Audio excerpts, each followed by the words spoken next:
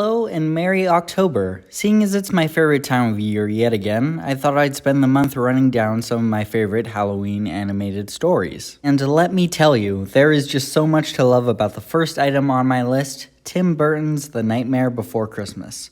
I haven't seen any other Tim Burton movies and I don't really want to, but maybe I should because this movie is just insanely creative and fresh. Which is impressive since it came out in 1993. And it's not only because it combines both Halloween and Christmas movie genres, which is not something you really see, but also through the unique medium of stop-motion animation. It may be pretty common now, but this movie really started the trend of using stop-motion animation for Halloween stories instead of just Christmas movies, which made up the bulk of stop-motion animation. And it works much better for a Halloween story, because as good as this movie looks, there's just an inherent creepiness about stop-motion characters that puts you on edge. And although that makes some of the Christmas movies look off-putting, it's perfect for Halloween. The design of the monsters, especially the Pumpkin King himself, Jack Skellington, great name by the way, look amazing. I'm totally naming my firstborn son Jack Skellington, FYI.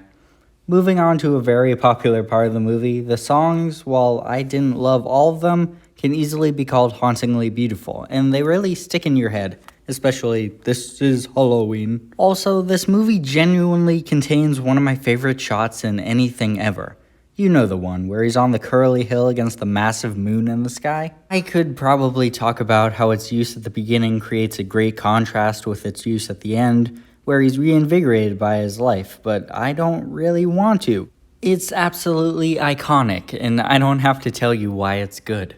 The last thing I want to touch on is how this movie actually contains a really strong story about burnout through Jack's midlife crisis. Jack starts the movie bored of doing the same old thing every year for Halloween and is therefore drawn to the idea of Christmas, which in a lot of ways is the exact opposite of Halloween. And even though it backfires in the end, Jack looks upon the experience favorably and talks about how he had fun and even felt like his old self again. His story teaches us that it's okay, even good, to break out of our routines and try new things every once in a while. Because even if we fail, refusing to stay stagnant in life can lead us to rediscover our passion for our work, as Jack does in the end.